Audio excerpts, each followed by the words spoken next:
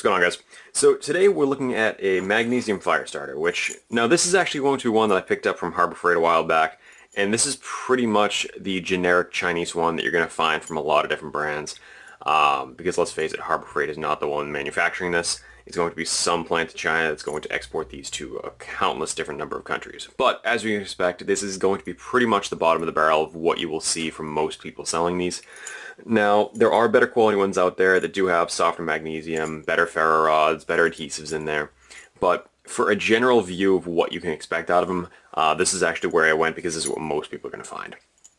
So as you're pretty much seeing, you have the ferro rod glued into the back of the spine, as well as a decent sized chunk of the magnesium, which, as I'm sure you're all aware, it is not flammable in its current state. And once you take off some shavings, get into a small pile, hit it with a spark from the ferro rod, you can get a nice hot burn out of that. And then you do have what's essentially a small piece of a hacksaw blade, and then it's held on with one of the little metal chains here, which it's too short to actually be able to use it while it's attached, so you pretty much have to take it apart. Now, just to keep all the shavings contained here, it does have a little bit of an edge to it on the hacksaw blade, but honestly it's fairly dull. You get a serrated edge here and then a flat spine on the back. So I would recommend using the flat spine for the ferro rod if possible, so you can kind of preserve it, make it last a little longer. But trying to see what you can get for shavings out of this,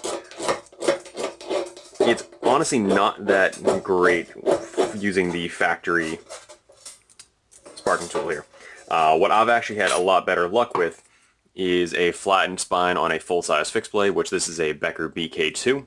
And as you can see on the back, I have ground the spine, so it is going to be a nice square 90-degree edge, and it's going to have a little bit of a bite to it there.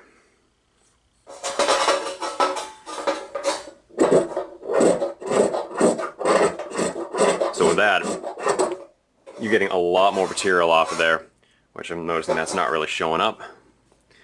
But you get a little bit of buildup there, and once you get that into a small pile, you can collect that and actually get a decent spark off it.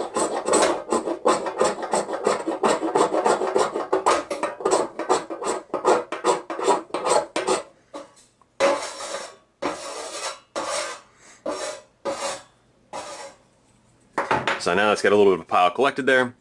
You can kind of see that in the camera. And that's probably about the size of a quarter. I'm just using my hand there for size comparison. Now, once you actually have that on place, you can kind of get that piled up, take the ferro rod, strike away any of the paint or any rust that may have formed, and you can get a decent little spark off there. Again, the factory striker is kind of crap. It would work in a pinch, but it's really not ideal. Using something like the Becker here is a much better option. And then once you get it to catch, you can see it's burning a nice white hot flame, but it doesn't really do a whole lot more than that. That's really what you can expect out of it, even under ideal conditions, which is pretty much what we're working with right now. And as you move it around, you can kind of get the little strands that haven't caught on fire to go. Now, for me, that's all well and good, but at the end of the day, if you don't have a good base of your fire, that's not going to add too much benefit for you. Personally, for the weight you're going to add carrying it, I would much rather bring along a piece of fat wood, and then a ferro rod, obviously. So this is just a standard piece of fat wood, and this one's actually not nearly the best that I've seen. This is just the Duraflame stuff you see at the grocery stores, Walmart, places like that. It is still pretty heavily impregnated with the resins, but it's not that filled like I've seen some pieces. Just taking a look here for a better piece offhand. That's actually one of the better pieces I had in that box. Yeah, you can see a little bit more here. This is a second piece I had laying around. So you can see it gets a little dark area. Some of the areas that have a lot more of the resin, it's a little stickier, and you'll get a lot better burn out of those. So just trying to take the same amount of effort for the wood as I did for the magnesium. Just doing the exact same thing.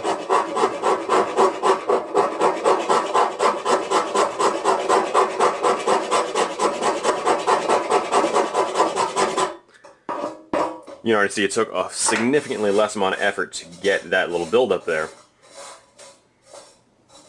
Pile it up in the center, and then once again take the ferro rod from the magnesium bar, get it to strike, Didn't quite catch that time.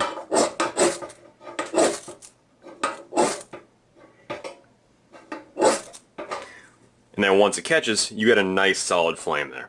And that's actually going to keep burning for a good minute or so. Now, for me, I'm going to have a much better time starting a fire with that than I would with the magnesium. So for me, I don't find these to be all that useful if I'm going out in the woods, going to be starting a fire. I find a piece of fat wood to be much more useful. Now that I actually am going to be trying to put that out, don't want that smoking up the room here. But that was a much better start for a fire to me than this little magnesium box was able to produce. Now, I'm sure you're going to say that, okay, well, this is going to be a nice hot flame, but that's a much lower temperature. Yes, that is definitely true, but at the end of the day, the low flames that were coming off this, even though they were hotter, you need to have a really good base of your fire built up with a lot of small tinder. The same is going to apply with this, but you actually have a decent little bit of a flame there, and I feel like most people would have a much easier time as well. So that's something to keep in mind.